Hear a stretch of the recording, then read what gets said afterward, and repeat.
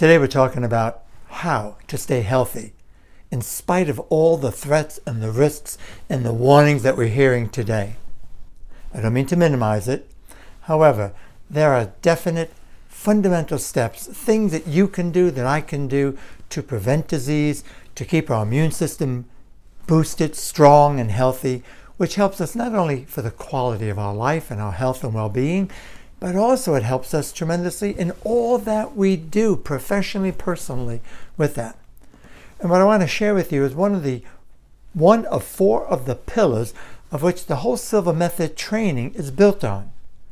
It's the first skill. In fact, I find in all these years I've been doing this work for now my 49th year, it's a necessary skill that we all need to have and use regardless of what's going on.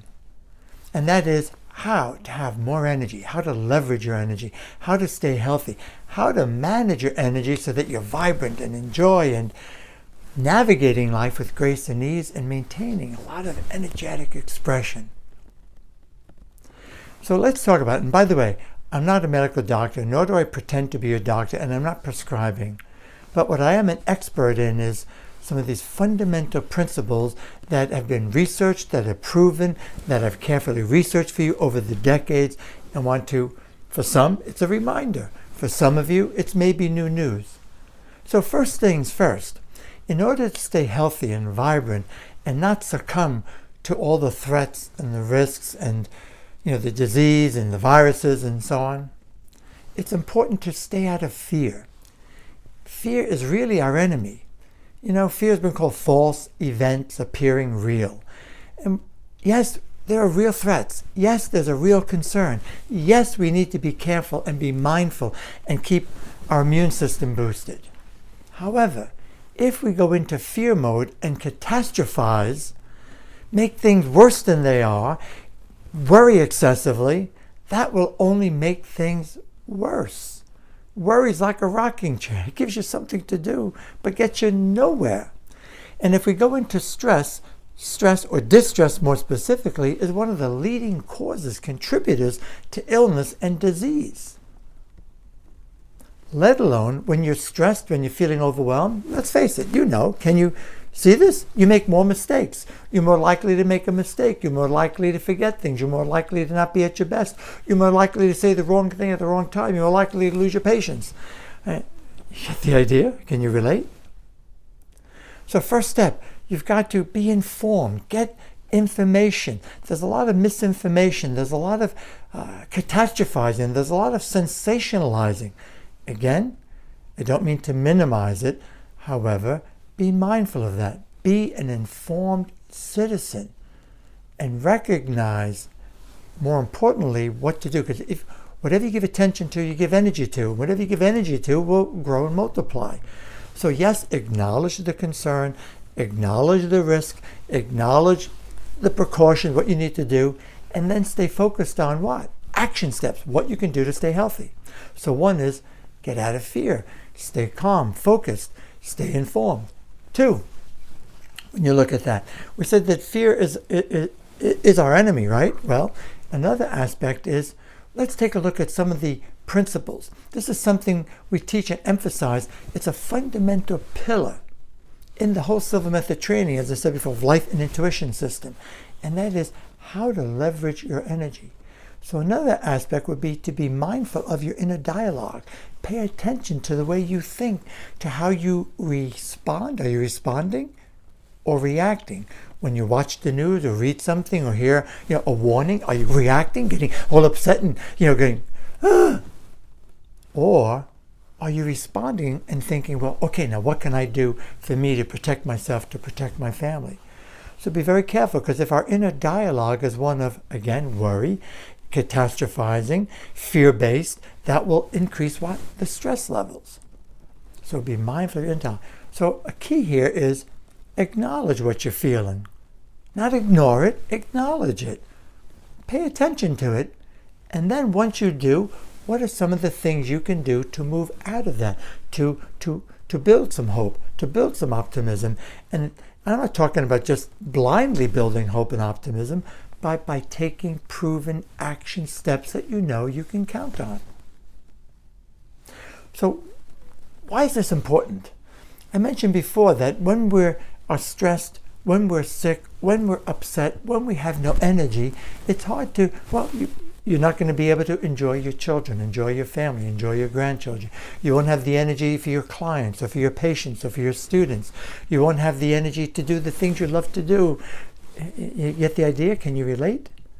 So this is perhaps one of the most important steps. So what are some more very specific things, takeaways for you that you can take to the bank, so to speak? Again, I don't pretend to be a physician, but what I do know is, and it's common knowledge, is that inflammation is one of the enemies. We've got to reduce inflammation. So Google or search, what are some of the things you can do to reduce inflammation and or prevent it? Second, your gut health. It's important that we maintain an acid-alkaline balance, that we have good, healthy gut, digestive system. So if you're putting junk into your body, if you're eating foods, refined carbohydrates excessively, and excessive amounts of sweets, sugars and so on, that will contribute to poor gut health. So again, research that, work with a naturopathic physician, do some searching on your own, find some reliable sources that you trust that can coach you into what are some of the things that you can do to eat. And it's getting easier and easier to eat healthily today because people basically are demanding it. Another one, sleep. It is so important that we get, are you ready for this? Have you heard? Do you know? How many hours of sleep? 7, minimum and a half, 7.5 to 9 hours of sleep, depending on your life circumstances, and it could change from day to day, week to week. Again, it depends what you're going through. I know we're all busy, and that sounds like, oh my God, Ken, I'm lucky if I get 5 or 4 or 6 even. I know, I hear you. That doesn't change the research. It's been for the past 50 years, there's tons of evidence and research. This is not an opinion. It's important because if you're not getting enough rest, it'll throw the body out of balance. And if the body goes out of balance, the immune system gets compromised, and then we're more vulnerable to illness, disease, to the germs. There's germs all around bacteria. They never go away. Even in hospitals are full of germs and bacteria. What keeps us alive, what keeps us healthy, is having an immune system that takes care of us and that fights off the infections and the risk that might be there. So very important, sleep properly, eat properly. And, are you ready? I think one of the most important things that you and I can do for our health, for our well-being, if you want to be a high performer, if you want to build a business, if you want to have more energy, you're managing your inner dialogue, and you have some people say, hey, how are you? And you say, oh, I'm tired. And every time you say, how are you? I'm tired. I'm so tired. Acknowledge you need a rest. Acknowledge you need a break. Take care of yourself. Self-care. Get some R&R. Go for a walk. Exercises are proven. Just even a gentle 30-minute walk helps to release a lot of the stress enzymes and the stress hormones, which helps keeps the body and mind in balance, let alone doing some aerobic activity. Well, what I was leading up to is what I find and believe is most important, and there's a ton of evidence behind it. All the research shows, stay relaxed. Keep your body free as much as possible of distress. And that means keep a normal amount of stress hormones in your body. Stress won't go away. It's important in a sense. It's just that we don't want to be overwhelmed, overflowing with it. And a simple strategy is to have what? A relaxation and focusing practice. Be it through meditation, be it through yoga, or whatever practice you have, or you're a Silva Method practitioner, you want to make it a daily practice. 5 minutes is good, 10 minutes is even better, 15 minutes is excellent.